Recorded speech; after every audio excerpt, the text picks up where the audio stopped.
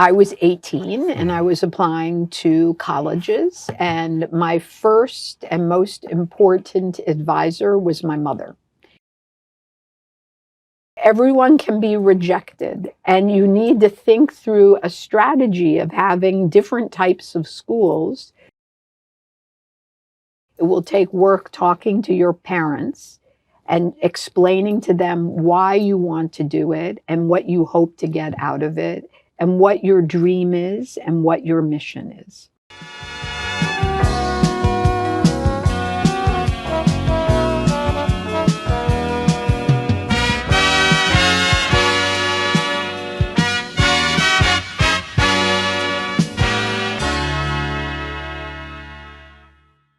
Welcome back to Education USA Talks with me, Muhammad Iqbal. I'm one of the Education USA advisor based in U.S. Embassy, Jakarta.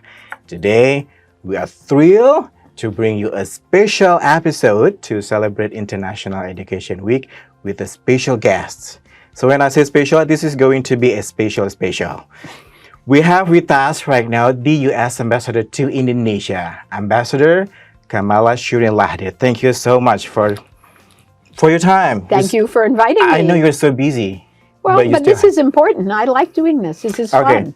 Okay, which one to be you like to be called, ma'am? Ambassador Kamala or Ambassador Lahde? Ambassador Kamala. All right, thank you so much. I prepared some of questions that I want to ask. Okay, the first question is, you are now as the U.S. Ambassador to Indonesia, and I think a lot of people wanted to know your education experience.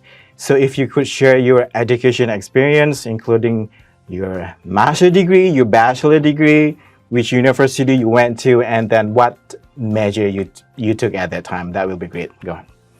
So my undergraduate degree is a Bachelor's of Arts that I received from Harvard College in Cambridge, Massachusetts.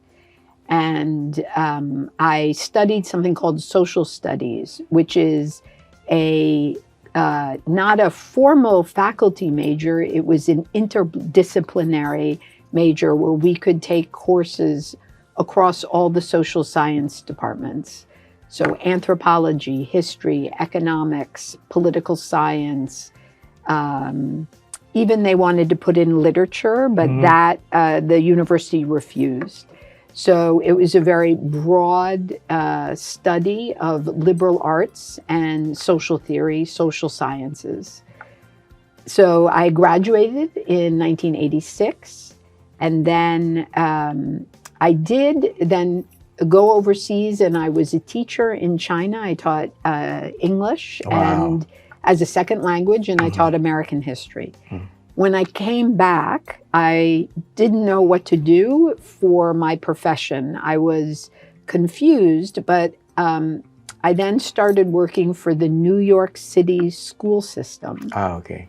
And I worked for the budget director of the New York City school system. And it was a school system from pre-K, pre-kindergarten, all the way through high school.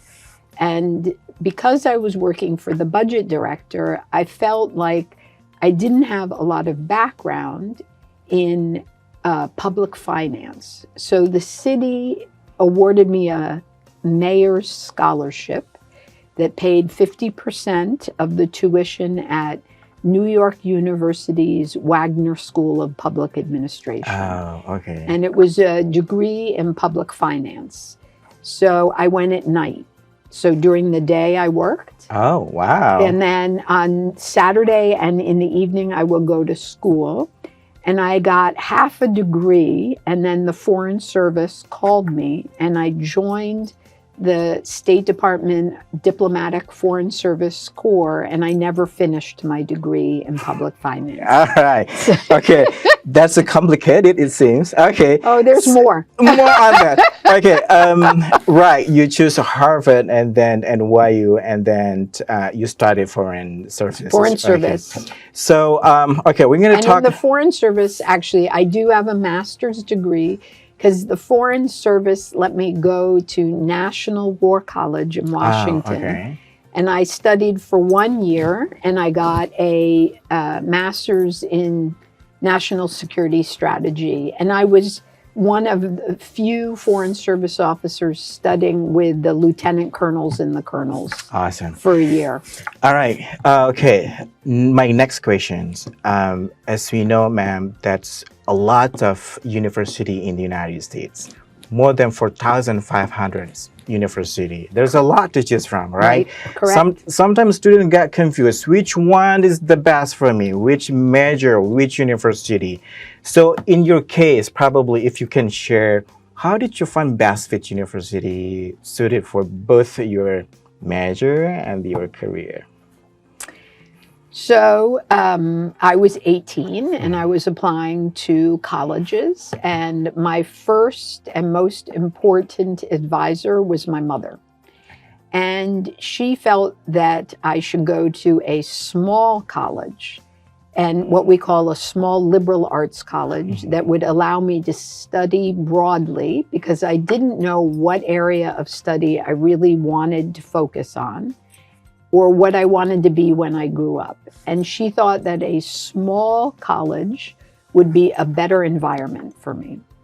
The other thing that my family, also my brother who was older than me, and my mother thought correctly, and this is very true for all students, is to not pick only one college or one school to apply to, because you don't know whether you'll be admitted, right? Okay. And also you need to, as you learn about the colleges, you may realize that what you think you wanted at the beginning is not what you want at the end.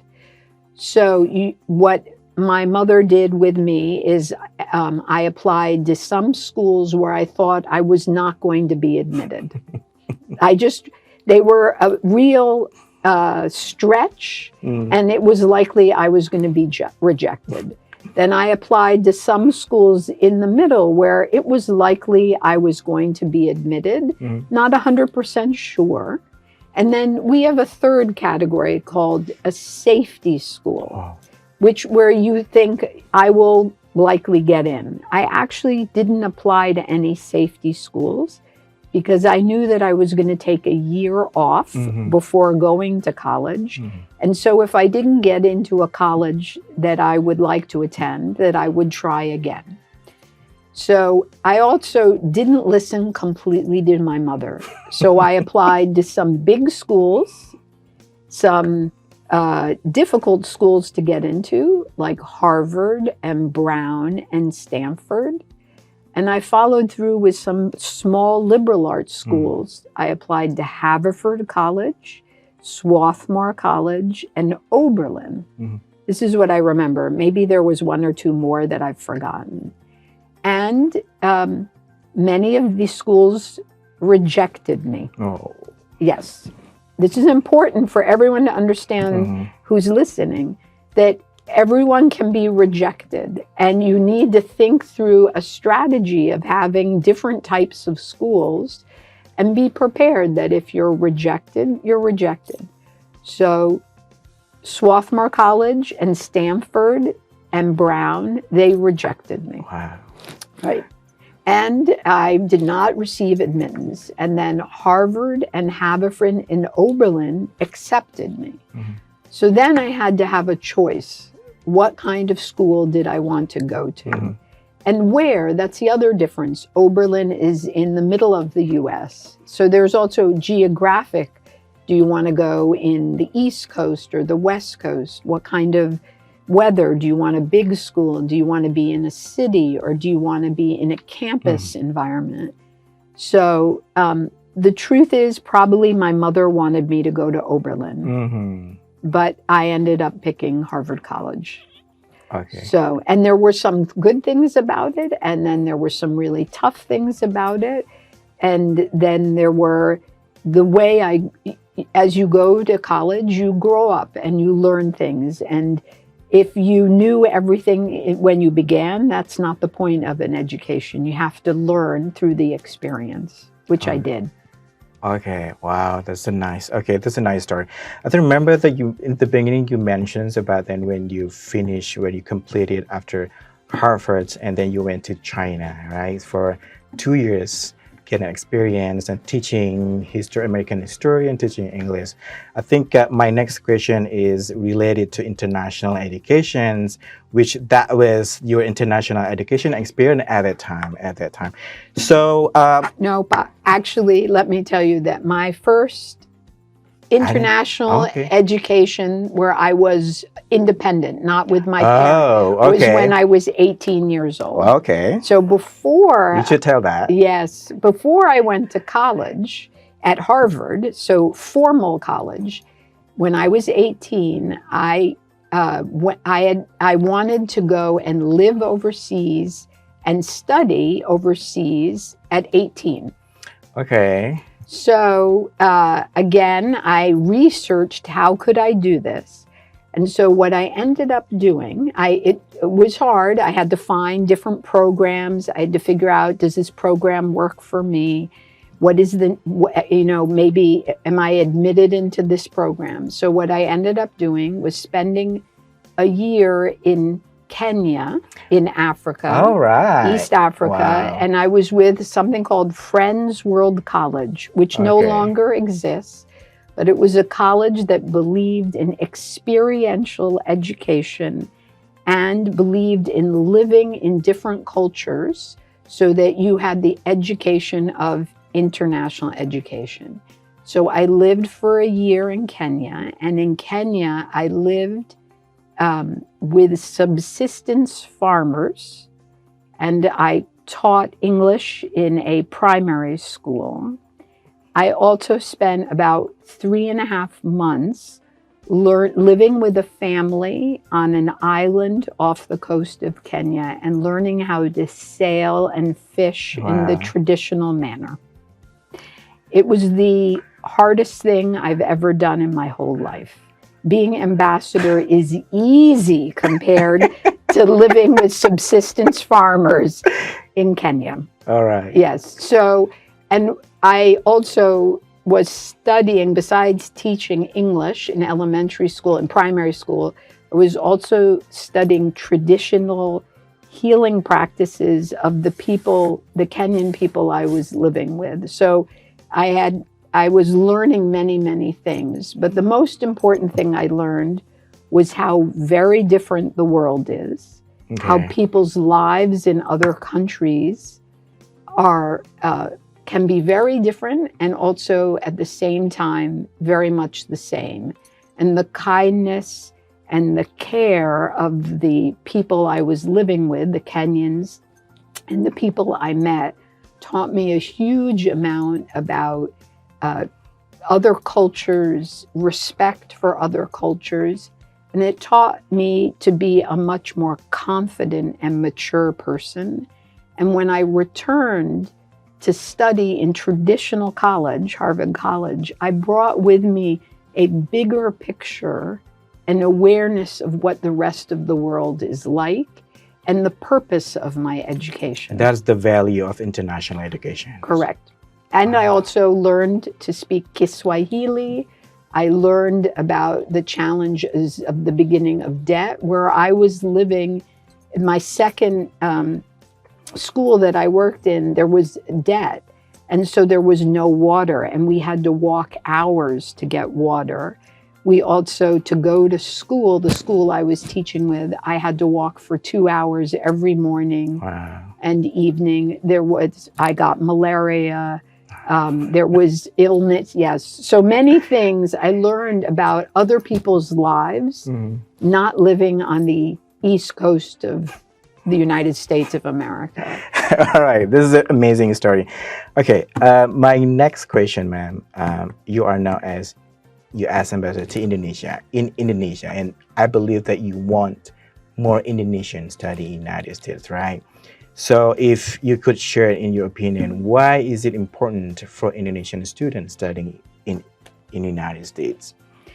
So the first thing is, the most basic thing is an opportunity for Indonesian students to have the experience, like I did at 18, of living in a different culture, understanding the different ways people think, opening their minds to a broader vision, a different way of doing things. They may come home and say, oh, the way we do this in Indonesia is great, and I learned that. Or they may have thought, we could do things in a different way to help to improve the situation in Indonesia. The other thing is for Indonesians going to the US will have a huge impact on their English language, not their fluency, their confidence in speaking, their understanding of sort of the colloquial vocabulary, the context of the language.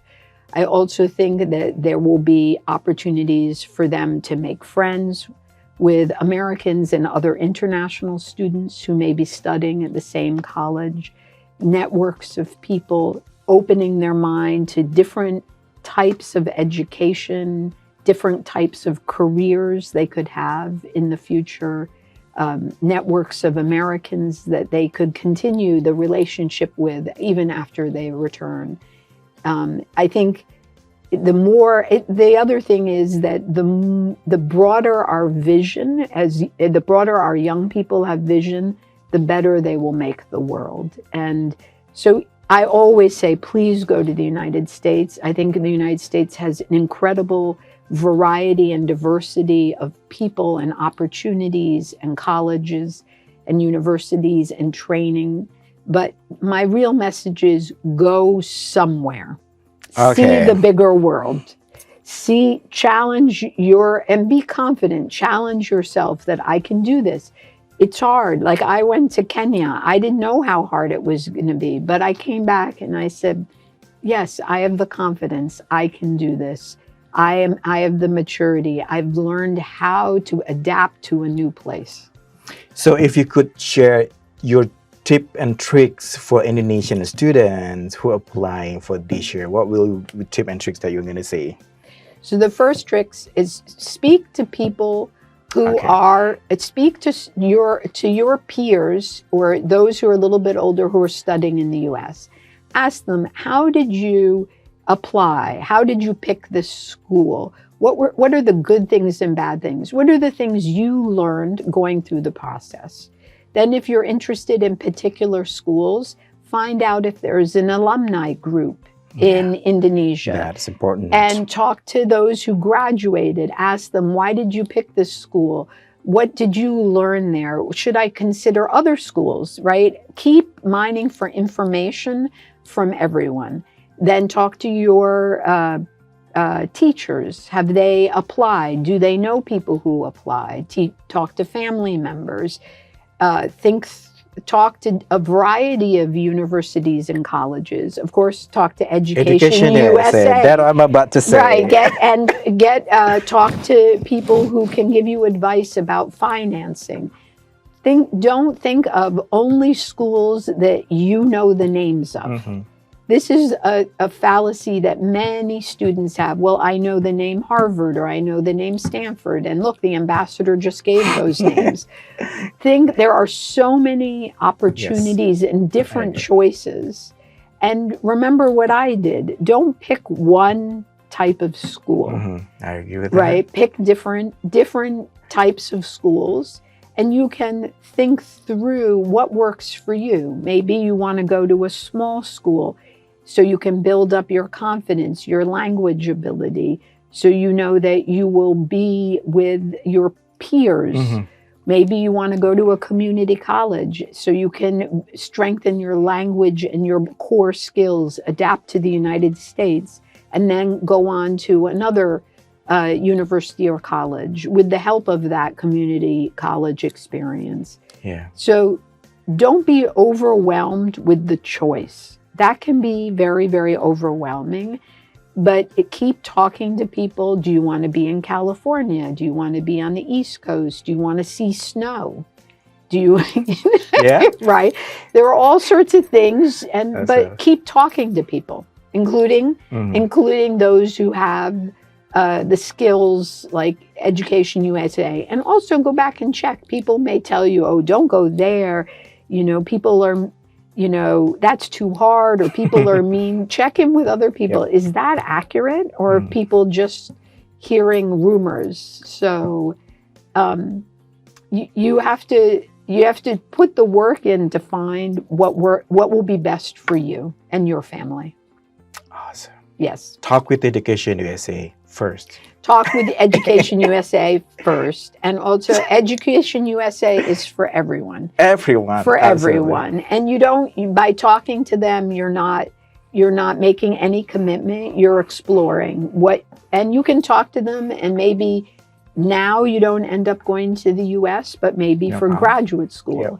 The more you know, the more tools you have to use whenever you need them.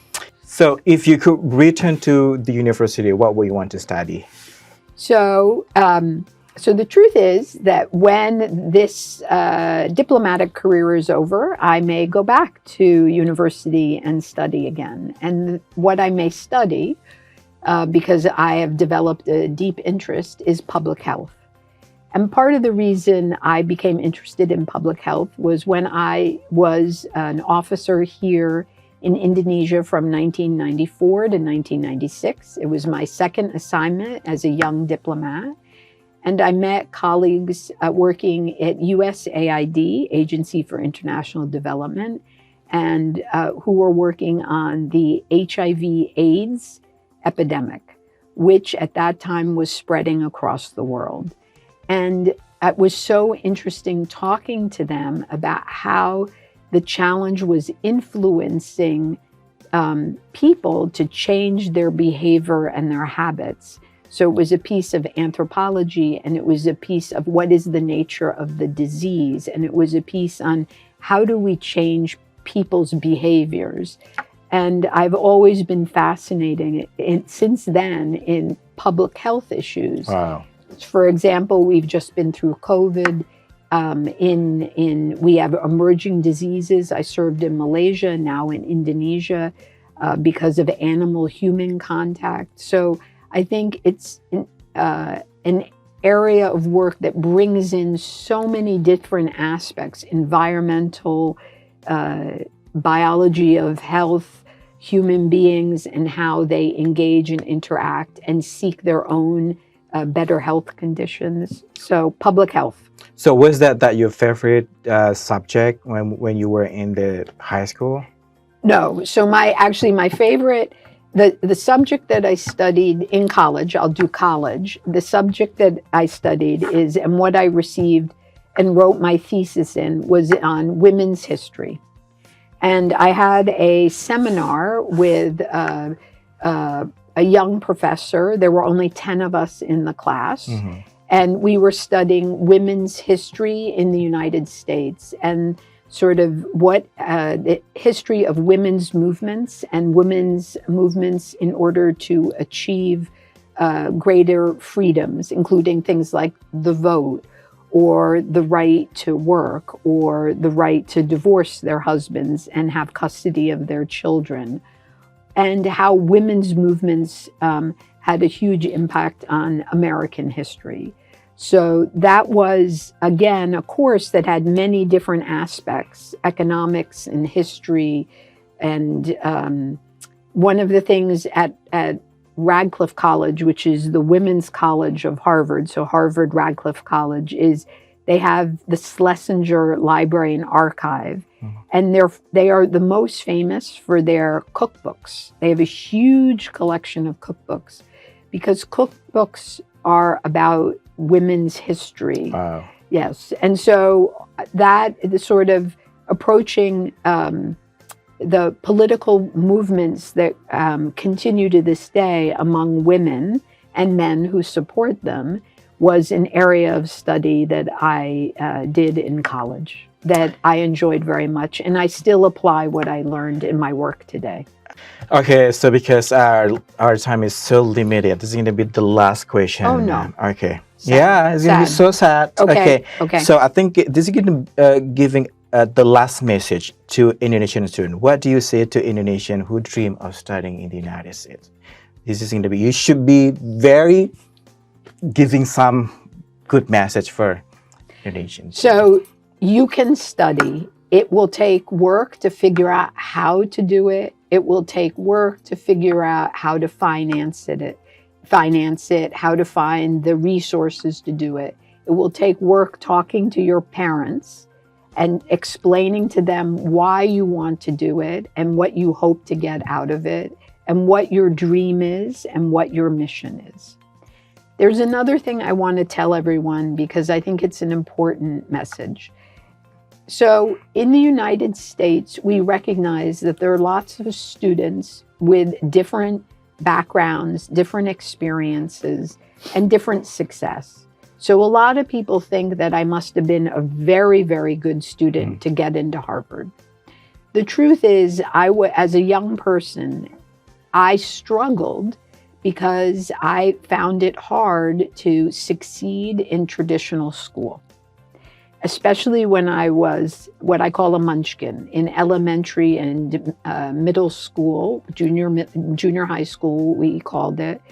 And so I often was successful in some subjects and very bad at other subjects. And sometimes I did well in tests and sometimes I didn't do very well. So I was not good at everything across the board.